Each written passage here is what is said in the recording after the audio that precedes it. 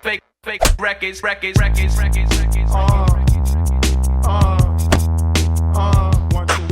go. Welcome to College Football Trash Talk. Oh my God, we're back here for another exciting show.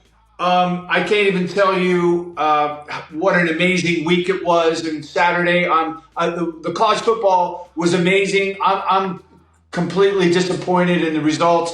But hey, man, we got the headlines this week. We're gonna go over rivalry week. We're gonna go the playoff picture, coaches carousel, and I'm gonna bring in my co-host, my brother from another mother, Greg.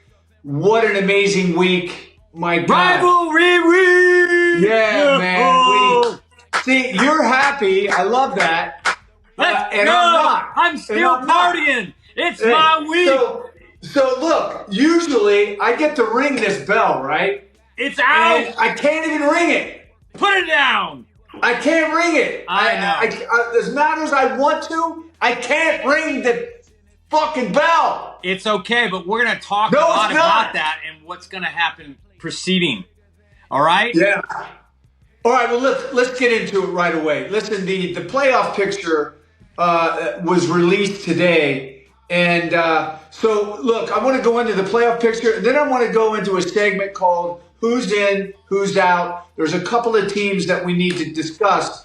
So let's just get into it right now. Is by looking at that, we have, of course, Texas, SMU, Oregon, and Boise State getting the first-round byes. Now, we got some big games this week. Yeah.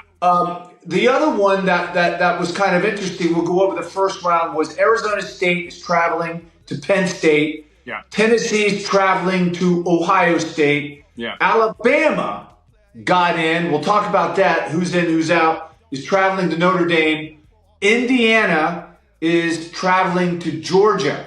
Yeah. So, real quick, I mean, you got Indiana losing one game, and they're traveling to Georgia because the way they have it slotted, they would be a 3-loss team because they're saying that Texas is going to win the SEC. So you got Big Ten, one loss, one game, and they're going to travel to Georgia because Georgia's going to have that home field advantage. I don't get that, but what do you think about that? Yeah, that's a little like suspect, but I mean, I do believe they are right predicting Texas to beat Georgia. So you got that right. But Indiana to Georgia, this is not what I anticipated. I didn't expect. I was thinking more Indiana Penn State, but I guess that's Big Ten. So they need to be matched up in the bracket against the SEC Big Ten. But it's good. But I'm really shocked with the ASU. And I was kind of going through that and over their schedule, some of the big games that they won, and kind of why they may have outed Miami. But Cam Ward, a Heisman candidate, I kind of feel like they're game changers, I mean, the way he's been playing towards the end, they have it. And I think the committee is been very pro offense, but ASU, I mean, they're the Cinderella. I mean, don't take away from Boise State or SMU. But ASU is really like the Cinderella because Indiana's proved himself. Their only loss was to OSU, your team. So you can say Ohio State if you want. OH. All right. So I'll let you finish it up on that one. But I was shocked, to be honest. I think ASU, I have been a big proponent, a fan of ASU all season. But Miami, looking back on some of the teams they played, I mean, it really wasn't spectacular in their scheduling, and I don't know if they're holding it against the ACC because the Big 12 still got a lot of great teams. Iowa State, ASU. Yeah. Why isn't Iowa State in that conversation? Well, so that's a good question because right now they have Arizona State there, right? Arizona State is playing Iowa State for the Big 12 championship. Now, if Iowa State wins, which I think they are, then they'll jump in and supersede Arizona State, of course. And then Miami. Well, but does that get? Interesting question. So if Clemson wins and Iowa State wins, which won't happen, Now, and the other one is we have to talk about is if Boise State loses, They won't. there is a possibility that they may UNLV be is out a of the great playoffs. team. They're going to play great in the Big West. Don't get the Big Mountain West there. It's going to be a great matchup. It's going to be head to head. And we're going to get into that. But I'm surprised that they picked ASU already as the candidate to go in. I would. Well, they have them. Well, they have them predicting they're going to win the. But they need a Big 12. Who wins the Big 12 gets in. Right, exactly. So that's that would be the conference winner. So whoever wins that conference is in. So let's talk about this. Go to our next segment. Who's out? Who's in? Let's go to what I wanted to do is go over the rankings. Okay, so everybody that we've looked at is in the rankings, meaning that everybody that 1 through 11 is in. Right? Yeah. Who's outside looking in? I'll tell you right now. Is Miami is a 2-loss ACC team. Now, here's the other thing to think about Miami. They barely beat California. They won by 1 point. And I think they had a close one against Virginia Tech. So yeah, I think, so I think that so Ole Miss is a 3-loss SEC team. South Carolina, a lot of people predicted that South Carolina would have jumped that because they are a 3-loss team. But the way they've been playing lately is, they've been playing really, really well. So then you got Clemson at 17. So if we go back to the playoff picture, SMU, if SMU loses, right? Yeah. That means then Clemson will move into that spot. Now, at 11-2, would you have SMU still in the playoffs? I personally think, yes. I think because they're going to drop, as we've all seen the scale and what it's fallen, it's dropped about 5 spots. I mean, okay, if they drop 5 spots, that means they're out. Well, that puts them at 13, which it puts them on the bubble. Then Miami, then that means Clemson's in. Well, Clemson's in. If they beat SMU, they're in. So that means that's why these conference the games are so amazing. Everything's on the line for a lot of these teams. So UNLV is a 10-2 team. So that means if they beat Boise State, they're in. Then UNLV gets a bye their first week.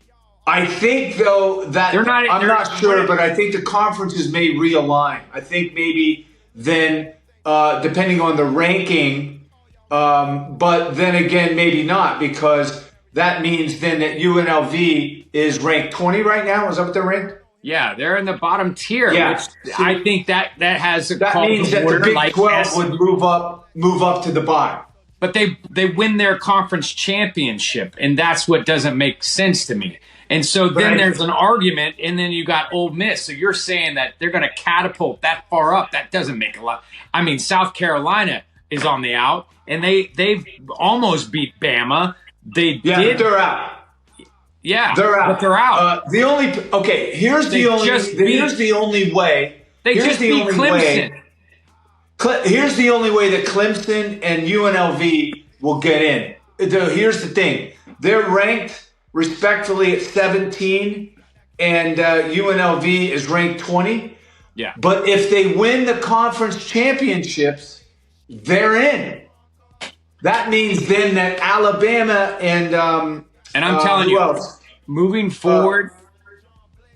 Alabama and 11, 10. Where's 10? Not Indiana. It would be. Wow. I mean, the major shakeup's going to happen because Alabama would be out if that. Bama would be done. They're not coming in. I mean, you already got 2 SEC teams in the play. 3. I mean, so Texas, Bama, 4. Georgia, Tennessee. That's 4. 4. And this is the thing. Every week is a rivalry week, it feels like. It's your head-to-head matchup. And this is your when you have the super conference, this is what's going to happen. And they're going to either bump the playoff picture by 2 more brackets next year and then 2 more after that, or they're going to go 4 next year. They're going to make it a 16 because of stuff like this. Or potentially it's going to be the NFL where everybody's going to be. You're either all in on one conference, it's all Big Ten, or all SEC football. Well, Mike Wilbon today on Pardon the Interruption had that argument that you're having right now. He's like, well, how could we all be excited about the college playoff when it's an SEC Big Ten? They've got 8 teams out of the 12. Yeah. So, but with that said, he went back and said that, but if you look at the rankings, no, he goes, it's not about the rankings. It's about the brand.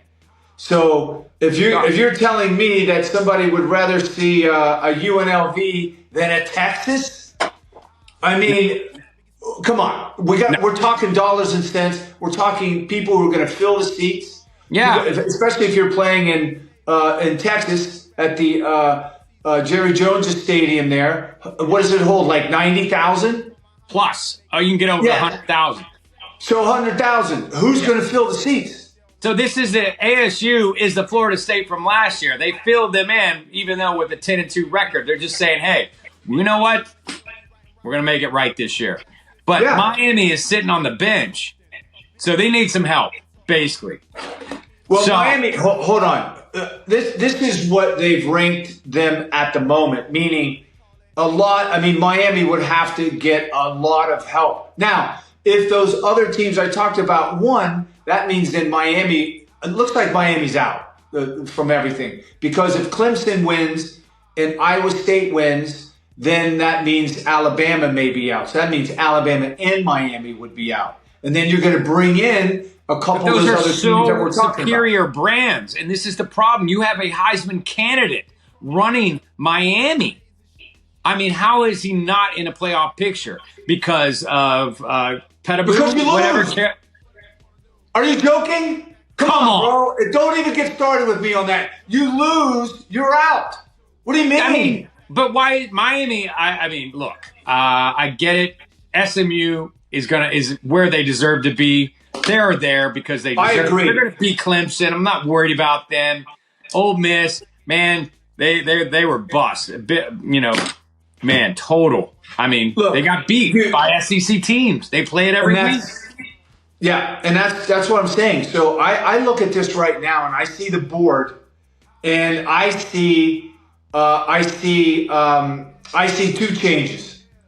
You want to know what I see? Oh, I can't wait to hear. I see Iowa State, because I've been on Iowa State's all year. All year. Iowa State's going to upset Arizona State. Okay? I don't even know if you can call that an upset. The other one is this. I have Clemson beating SMU because I'm the one who predicted. Well, we haven't Clemson. even gotten to our picks, so you need to pipe down. We haven't even talked about the rivalry week and how I won. Yeah. I think you have tried to divert attention into the playoff picture to avoid my win. And I'm taking over here. You know why? Okay. We're going to go back to rivalry week because that pisses me off. I am like, what? Where are we going? That is not in our queue. But you know what? The fact of the matter is, we're going to talk about my win. And it was beautiful. I am so set happy. Us off. Which game do you want to jump into first? Come on. Let's line them up. So here we go. You want to, I think the one game we should touch on just when we start talking about it, let's talk about Miami Syracuse. Yes, sir. You chose Syracuse and I chose Miami. Now, how funny is that you're saying, oh, Cam Ward's to be in the playoff, even though you went with Syracuse and you didn't go with Miami? But he's the Heisman candidate. He's running and gunning, throwing up big numbers, looks good, ticket sales, offense. But Syracuse, I just was hoping for McCord to show out and have his heyday because he never got into Ohio State. He did. So how ironic is that they get rid of him, they bring in Will Howard, we'll talk about that, whatever, and then he ends up winning the game and had an amazing game, bro. That's right. We were wicked touchdowns, 42-38. That's a cue. So you got to remember this, and this is what a lot of people talk about Miami. Miami was up 21-0. 21-0, and Syracuse came back and won. That's right. But when I say that, I'm like, look, they're playing in Syracuse, big game. Kyle McCourt showed up. But when you play, it has nothing to do with Cam. Cam put up 30. How many points they put up? Cam and 38. 38 points. I mean, that's what I was talking about before when I'm talking about USC. Now they're going to the Big Ten. Used to, they would have to outscore people 52-51, whatever. But Miami program has changed. Cam is doing his thing defensively, bro. They couldn't guard you, and that's pathetic. So what? let's get into the next one, which we both chose Alabama. It was the Iron Bowl. Yeah. And Alabama beat Auburn. Yeah. A fight was going on. I mean, you know, there's question about what is the biggest and best rivalry game. I still believe Ohio State, Michigan. A lot of people believe it. Alabama. It's Texas OU, Auburn. so we're not even going to go there. It's all about a lot of hatred. But hey, a lot of hatred. Yeah, but still, great game. Jalen Milroe, they're showing up. Big matchup, but I'm glad that it turned out. I mean, then Notre Dame SC, who won that one? You did, bro. I took the Fighting Irish. I have been against them all year. I didn't believe they had it in them. I said, you know what? They got to make a believer out of me. And I'm just like, I'm going to run with them this week. I'm feeling it. I think that the whole controversy, quarterback controversy, the program is not in the place that they used to be and what we've known them to be. And who shows up? The Fighting Irish. I win. You know, there was a move that the running back, I think, for Notre Dame just went out, got the ball, and just literally hurdled the guy. And when he did that, I was like, you know what? This is okay. So here's the thing: you got USC was hanging close, right? The quarterback not only throws one pick, I think, for 99 yards, he throws another one for over 100 yards. Get out! It was crazy, I saw bro. One, but that's awesome. No, it was two. And that's what, you know, catapulted him 49-35. But I will say this. Notre Dame giving up 35 points to USC. Of course, USC's playing at home. But and I still think that's a lot of points to give up in a game. So moving forward, it'll be interesting to see, you know, how they do. But listen, bro, you won that one. That was a great pick. Yeah. Let's go to another one that you've been on SMU all year long. I went California because I was so caught up into the emotion of that quarterback from last week, California. It was one of the best post games I've ever seen. I thought they was going to come in. They got rattled, bro. Keep talking. Tell me how great I am this week. Tell me how great I was. I'm telling you, you had some really, really good picks, man. I mean, 38-6.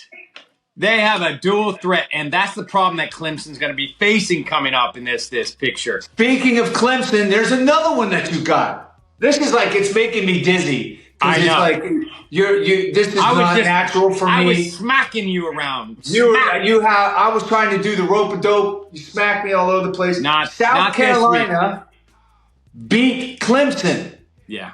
17-14. That's another one that you got. Yeah, and you've been riding the coattail of those Tigers all year, saying that was your pick, your ACC pick. So, and I said SMU. So it's coming down. We are about to have our head-to-head who's the top dog of the ACC, which might be a future thing that we're going to have to include in our project, our gaming. But we did. We picked at the beginning of the year. We picked who was going to win the Big Ten, who was going to win the ACC. We did that. We have those. Yeah. And what we'll do is we'll post those on college football _trash talk on Instagram. And we'll make sure we get those out because not only does Greg and I we have two scoreboards. One, it's unreachable. I've already smashed him. There's no way he's going to catch me. You know, it's not how you start, it's how you finish. All right. Yeah. Well, unfortunately, when you've been getting smacked like crazy the whole season.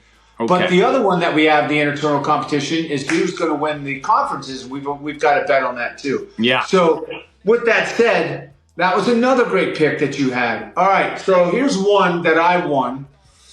Tennessee beat Vanderbilt, and you chose Vanderbilt. You know what, though? I really like that pick. And remember what we did. You were going to take Vanderbilt. I was going to take Vanderbilt because you took them. I decided to take Tennessee. Yeah, because they were at home. I said, I'm going to go with Vanderbilt, but I told you how much I do like Tennessee, and I was like, I really want Tennessee, but I'm going to kind of go with the underdog here.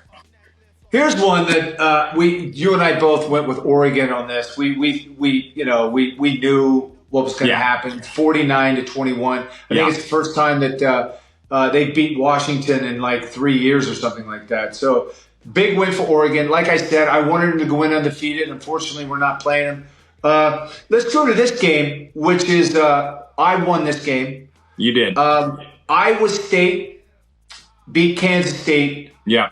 29-21. Great game. Great. It was back and forth. A really, really, really good game. It was great. It was really, really good. With that said, let's go to the game that Texas and Texas A&M. You won that game, of course. Yes. I thought that Texas A&M would show up a little bit better on defense. Now, offense. Here's the thing. Either Texas A&M isn't that good or Texas is really good at defense, playing the defense. And I'm going to say the latter. I think the defense for Texas is stout. Yeah. Running and the linebackers and the cornerbacks and the safeties. You guys are stacked. And you guys showed up, bro. 17-7. That's a big win. It's good that you said that because I was about to smack you around a bit if you didn't. The thing about Texas in that game, it was a little sluggish in the beginning. Getting mechanics, with Quinn. He's still injured. They had him in a foot brace all wrapped, because there was speculation whether he was even going to start the game going into Kyle Field. But this being his last year, obviously, he's about to move into Sunday. So he wants to finish out strong, put it on his resume. Going into Kyle Field, you've got 100,000 crazy animals at night game, and that quarterback, true freshman, Reed, Marcus Reed or something, great athletic. He reminded me a lot of Kevin Jennings out of SMU. And let me tell you, the thing about they have a future. Mike Elko, what he's done with the program, he's really turned it around. And we've touched on that before all season. The thing about it, Texas is number one in the defense across the country in a lot of areas. Their skill set. But you know what? They were slow. They had 2 turnovers and they had a blocked punt. So those are things that went against them, and that's what kind of slowed. Every time they got a momentum, then something happened. So it wasn't their best game. I wasn't I was a little worried, but I wasn't too worried. I was like, you know what? Little fundamental quick fix. I thought their run game was great. Their offensive line played great against a good stacked defense line. Everything was happening. They just were doing well in their basic game. I don't think they were showing their playbook because I was expecting more. Well, 2 things. Number one is, either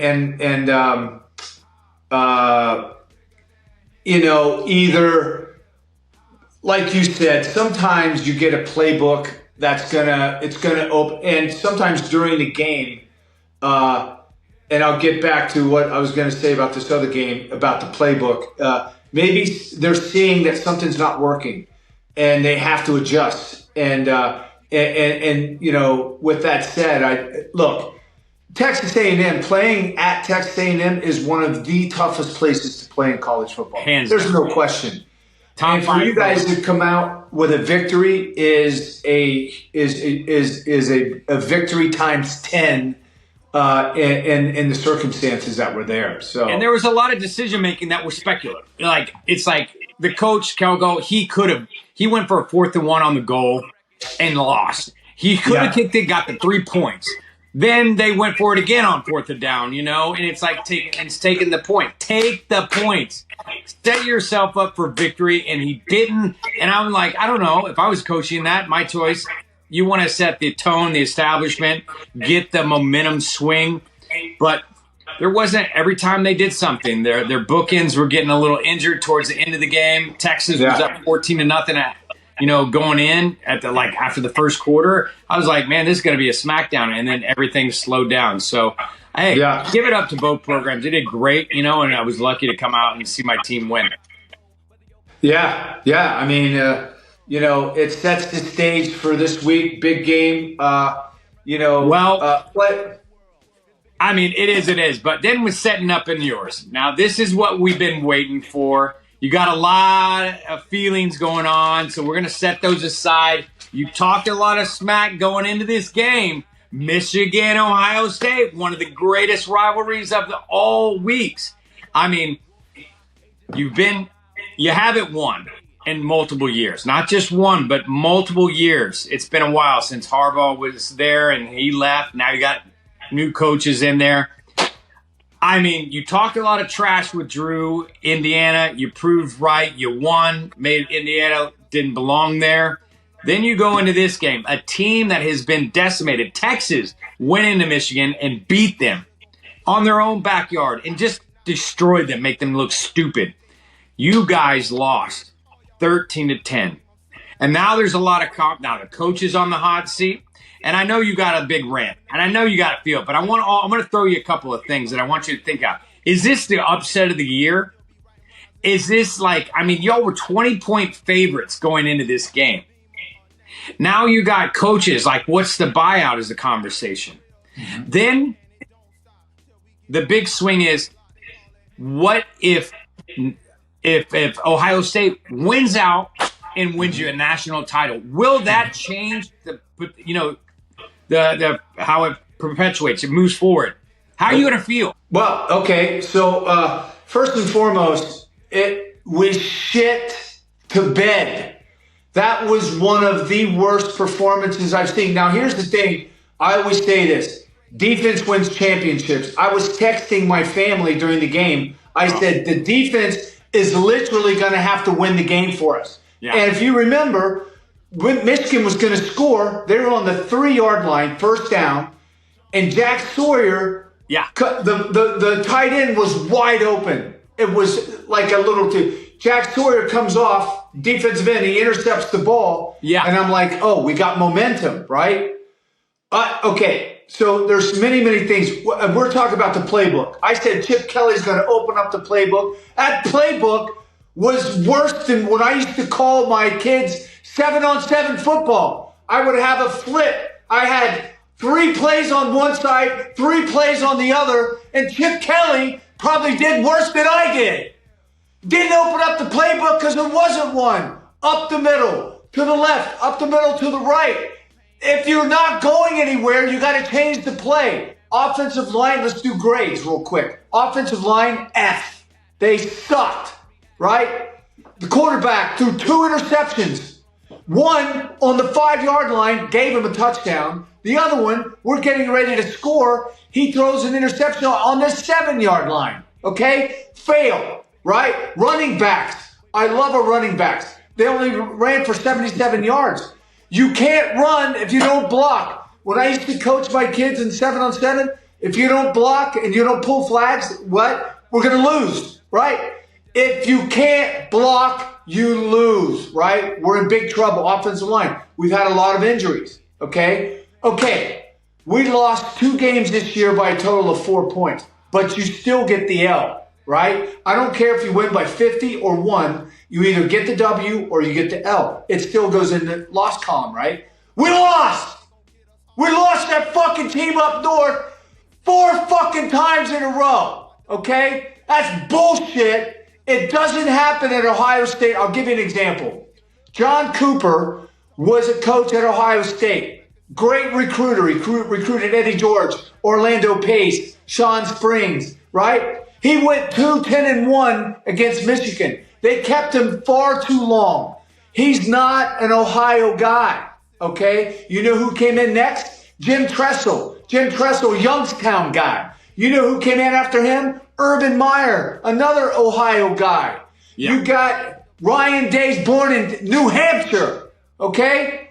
Get out of my fucking house, man. He's I'm done. 66-10.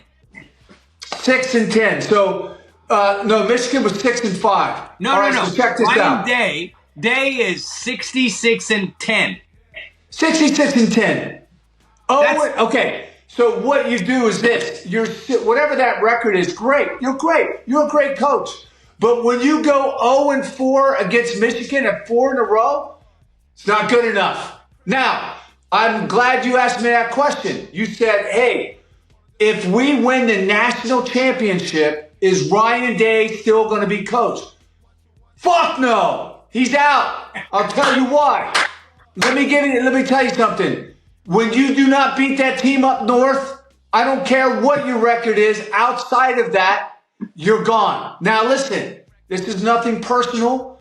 He may be a nice guy. He looks like a nice guy. The funny thing is, though, like there's a coach at the Lions, the Detroit Lions. Got a coach. He looks like Mike Vrabel is a coach that coached at Tennessee, Ohio guy. He looks like a guy that fits to be a coach. Ryan Day looks like he's going to solve all of your tech problems. Hey, coach, our computer's down. Oh, let me go over and take care of that. It doesn't have that fight. Where's the fight? Where's that guy you look at and go, and the ship is sinking. That's our captain, right? Just doesn't have it. All right. So there you go. Thank you very much. You've wrapped that up. You got your rant. You feel better? No! You've been holding that down. I mean, all weekend, you have been like silent, like crickets. Crickets. Yes. All weekend. I've been waiting to see your face. I've been waiting to ask these questions. And I'm glad that you face the gauntlet. You know, you did, and I'm sorry, but you were still in the playoff contention to win a national. You can win a natty. You can still do it. There is the playoff rankings came out today, and we went from we were at 2, we went to number 6. Reese Davis was very upset about that, saying that's got to change. I don't know what he's talking about. We beat 2 top 5 teams, and we lost 2 games by 4 points. Whatever. Anyway. That doesn't help anything. You lost at home. Yeah. You lost at home against an unranked team. Real quick, and if somebody comes to my house, real quick, I'm going to talk about flag planting. There was 4 instances where teams were flag planting. Listen, let me tell you something. Greg, you come over to my house and you try to plant a flag, I'll throw your ass over the fence into the alleyway. You're not planting no flag in my house. Texas, baby. No way. That's no way. I'm gonna bring my Texas Longhorn flag and plant it in your yard, bro. You're gonna end up 6 feet under, bro. Don't do it. So listen, let's move on. Listen, this week we got some amazing. This is what college football is. We're going down to the finals week. This is all of the conference championships games. Yeah. And this is like, there's a lot of teams that are playing for the in position. So let's go over real quick. Listen, Tulane lost a chance to get in the playoffs last week when they got beat by Memphis, right? But they're playing Army. So Tulane is coming off that. We got Army still, the cadets that can have a great season. Who do you got? I got Tulane. I'm going to take the Green Wave. I definitely think they got a hiccup. I think they kind of went underprepared. They're already looking forward to the AAC, the championship game, this American Conference Championship. I think they're going to have a battle with Army. They are firepower. But I feel Tulane, that was a wake-up call going forward, and they're going to win. Okay. I'm going to go with my Army cadets. As I knew you would. And they've been playing really well. The other thing I've been seeing is that not only are they able to run the ball, they're actually throwing it too. So with that said, Army was always traditional, like they'll run the ball 72 times and pass it maybe once. If it fell on the ground and they had to throw it, they would throw it. But I think that Army is opened up a little bit, and I really believe. Okay, let's go to this one. This is going to be big now for a lot of reasons. UNLV is playing Boise State. Now they're playing. Well, they're not. They're playing at the neutral field, or are they playing at Boise? I think they're going to Boise. Okay, hold on one second here. I believe it's at Boise. Okay. So let me go first. I think UNLV has got a huge opportunity here. UNLV win, they're in. Boise State loses, they could possibly be out, and then everybody's predicting if they lose. I don't think they're going to lose. I think that they're on clicking on all cylinders. UNLV has had a great season. They really have. And they've been mentioned a lot this year, more so than I've ever heard UNLV in football. A lot in basketball, we'd always hear them in basketball. Traditionally, we always had a big powerhouse, whatever. So I'm going Boise State with the win. I just think they're too strong. Yeah. Well, Ashton Genty's a local kid. I've watched him. We talked about him for the Heisman potential. So I think what UNLV does, I think they're a blue-collar football team down there, and they are really good. I'm not going to go in second-guessing them. I think they're going to be really strong. But they're not they don't got the shark. They don't got the shark running the team. I think the players are there. They got the hype. They're playing well. But Boise State, I think they're a full package deal, offensive, defense, and that running game. They're going to try and run them and make them one-dimensional. UNLV is going to try to make Boise State one-dimensional. But I just think, you know what? The Blue, the Smurfs, they're my pick too. So I'd like to go against you on that one, but I'm with you. Well, look, I think that it's hard to go. For all intents and purposes, we got to pick now who we really believe is going to take that next step, and it's all fun to do that. But at the end of the day, I've watched Boise State play at the very beginning of the year. Okay. Yeah. And they are the real deal. So with that said, so here's one that I'm going to throw at you, and you know what my pick is. I got Iowa State playing Arizona State. Okay. Here's the thing. I'm going to throw this out. I wasn't going to tell you, but I have to. You got to. I'm going to give you a little inside information. The number one receiver for Arizona State is out for the season. So with that said, I think that they might be a little Scatterboo might have to carry too much of the load, even though he's a great receiver coming out of the backfield. This guy's going to be an NFL juggernaut, bro. Yeah. But I've been going with Iowa State all year, and I like it, and I think that Iowa State has this ability to win. I mean, they it looks like they're down, and it looks like they're going to be down and out. All of a sudden, they fight. They got grit, and I'm going to go Iowa State for the win. Yeah. Just so you know, Boise State and UNLV are playing at Albertson Stadium in Boise, Idaho. So It is a home game, so that is an extra bonus right there. Going forth, ASU, that's info to me. Did not know that. Big 12 championship. The game is on the line. Everything they've been working for. I love it.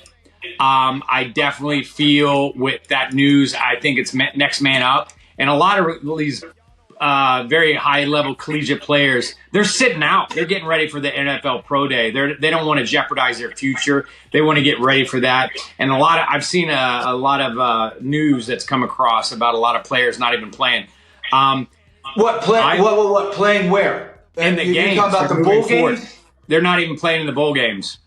Well, we're not talking about these games. You're talking about like the Capital Bowl, Hawaii Bowl, and stuff like that. You're not talking about the playoffs. Even I've been hearing a lot of these. Some players are choosing not to play.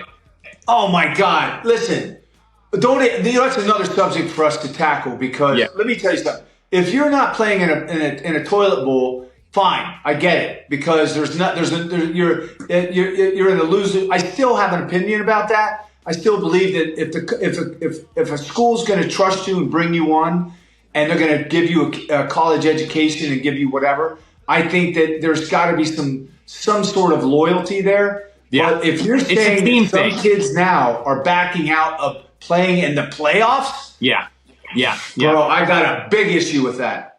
So the big game is playing for the ASU. Are they playing at AT&T Stadium, or are they going to play up in Kansas? No, they're playing. They are playing at AT&T in Arlington. So this is a neutral site for ASU and Iowa State.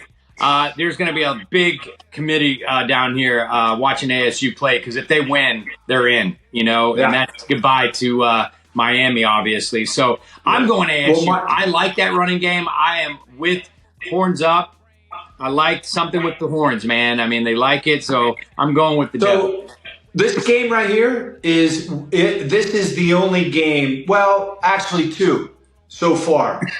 UNLV Boise, whoever wins is in. Iowa State, Arizona State, whoever wins is in. So this is what I love about this moment is like, hey, you got one game. This is it. You guys win, you're in. I mean, wow. So I like your pick. I would have chose them too, but I've been, with Iowa State all year. You have. Get off. Yeah. And I love Scatterboo, but, Iowa State, I've been with them all year, whatever. Okay, listen, big game. We got Penn State is against Oregon, and this is in Indiana, where they play the Big Ten championships. It's, one thing about moving forward, we'll touch on this a little bit later, is the 4 teams that have home court advantage. They were talking about that today, is Penn State and Ohio State is going to play these games. It's going to be freezing, bro. And so anyway, this game, Penn State, Oregon, Big Ten Championship, is going to be played in the Dome in Indianapolis. Who you got? This is tough, really tough, because Penn State's kind of surprised me. I think they got out of the gate. They were slow. They finally started coming together as a team, as a unit, and they're playing bigger ball. Quarterback and the running game, the receivers are in sync. Their defense is really stout. I think it's going to be a great head-to-head matchup. But I've seen Oregon and Ohio State earlier this year and how they played again in the big hype and the big game, which is kind of pushing me to go more in the Oregon direction. I think their air game, their running game with the quarterback is a dual threat. I'm going to go with the Ducks on this one. I'd love to see Penn State win that, honestly, because I think it would change the dynamic moving forward in the playoffs. But I just think Oregon, I got a feeling that the green is going to come through.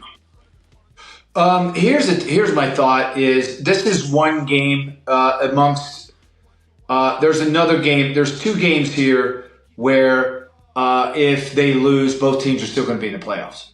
So if Oregon wins, of course they're in. They're going to be number 1 seed. If they lose, they're still in the playoffs. So with that said, you always want to win the Big Ten championship. So they would slide back. So that means Penn State would get the bye in the first round, and and Oregon would slide back and play the winner of the Big 12. Would go to the 5th spot. So then they would play the 12th ranked team. Oh, that would be Iowa State or Arizona State. Wow. Yeah. Wow. So this would change the whole bracket. Yeah. Well, that's what I'm saying. I mean, look, the playoff picture came out today, but let me tell you something. There's so many things that can happen. Not massive amount of things, but there's like maybe a 2 or 3 team shift as far as I believe that Miami is out right now, no matter what. The only team that's on the verge of leaving would be Alabama. That's what I think. So let's go here. We got Clemson, SMU. Let me go first. You know me. I went with Clemson and Iowa State were the 2 teams I've kind of piggybacked the whole year. I believe that Dabo was having a press conference the other day using the psychology of the Dabo psychology. I believe that I think Clemson will rebound over the loss to South Carolina. And I believe that they're going to come in, and I believe Clemson's going to win. Wow. Look at me. I want to see your face. Smash! I'm going to pop you both sides because SMU's got a dual threat quarterback who's a true freshman. He's going to come in there. They are fast. They are like just dynamite. They are the greatest show on grass right now. like the Rams used to be back in the day. This team is a fool. Their defense is underrated, and that is the difference here. You have not seen SMU been balanced and the way they are right now, and that is the difference. I saw them in person. They made Pittsburgh look stupid, and Pittsburgh came in undefeated, and they made them look like high school boys. But SMU is fast. They got offensive line that's huge. They got skill set receivers. Their running game, that number one, I don't remember his name, but he is lightning. So, yeah, SMU for me, without a doubt. Hey, question, going back, did you take Oregon or Penn State on that one? We didn't catch that. I chose Oregon. Okay. Yeah. And real quick, this is my thing. The quarterback for Penn State was injured against Ohio State. Still, I think that there's wears that knee brace. And the other thing is this. Penn State has not really faced a team this year that has a running quarterback. Dylan Gabriel is a dual threat, like a serious dual threat. I believe that he is going to be the difference in the game. Like in the third or fourth, looking around, it's going to scamper maybe for a touchdown or 20, 30-yard gain. That's where I see it. Penn State's defense is really good. But I just truly believe that Dylan Gabriel with the legs is going to be the difference. Yeah. So then, baby, we got the last one, which is the SEC Championship. We got the Georgia Bulldogs. Go Dogs! Okay. Texas Longhorns. I know Susan Walters is not with you right now to cheer you on, but give us your take on that one. Okay. So I've watched both teams all year long, and I just gave a huge compliment to Texas because they played Texas A&M. Going into Texas A&M, huge win. Defensively, I thought they were stout. Offensively, listen, your running back, by the way, Texas, man, that guy is no joke. Well, you've got Wiseman, Jadon Blue. I believe that Texas needs to run the ball to win, okay? They did it against Texas A&M. Now, you're playing against Georgia Bulldogs. Totally different defense, okay? If you're not able to run the ball, I believe that Georgia's going to win. Now, why I say that is I think that's going to be the difference in the game. Both sides. If George is able to run the ball, it's going to open it up for Carson Beck, and he's going to be able to throw the ball instead of it being, stop and run, being forced to throw all the time. Yeah. With that said, I'm going to go with the Georgia Bulldogs for the win. All right. Well, there you go. Susan Walters is shining through you right now and applauding you. Well, obviously, I'm going with my home team, Texas, because not only did you mention how great that the running game is. Yes. Texas. You sure you want me to jot that down? Yeah. Texas, baby. Texas. So here's the thing. We have a backup, Jadon Blue. And then you have Wisner, another backup, who have filled the spot for our number one who's gone down early in the season, like spring. Or early off season before the kickoff of the year. So beginning of the season. So, I mean, they're stacked with the receiver. Like I said earlier, I don't think they really showed their whole playbook. I think they're ready for this. They're going to have that time. They're going to have this game going in for this big SEC championship. They've already played Georgia early this year, and they got embarrassed at home. And I think this is a revenge game. This is a huge staple, not just of what we did with A&M, but I think that kind of carries on to this coming week, and I'm excited about that. I think that it's going to be fun. I think they're going to game out. I think they're going to air it out. They're going to throw it over the middle to their Helms guy, their tight end. They're going to get everybody involved, and that's one thing that Quinn Ewers, he has to deliver, and he is carrying all the weight. He's got to play better, but the offensive line has got to give him time. And like you said, Georgia's defense is stout. They have stunts. They come in. They know how to beat them. And I think this is a time to have a little bit of redemption. So I hope that Texas shows up and can kind of go into the playoff system with the bye week and recover. So it's laid on the line. I think this is the national championship of the SEC for the big thing. So This is why they went into the SEC, to prove that they are back as two things they should be. Real quick. is Meisner is the one you were talking about. He has 33 carries, 186 yards. Yeah. That guy Weiser and Jalen Blue, they're back to back. They're they have the two-headed monster running game. The other thing is this: who would have thought going into this year, because you had Texas and Oklahoma joining the SEC first year, right? Yeah. You got Texas that could win the SEC first year in, right? Yeah. You had USC, UCLA, Washington, and Oregon coming to the Big Ten. I really did. I thought it was going to take them some time to kind of find their way. So you could have potentially 2 new teams in 2 new conferences that are going to win those respective conferences. It's very well respected. Pretty cool. It's pretty cool. Pretty awesome. Yeah. Man.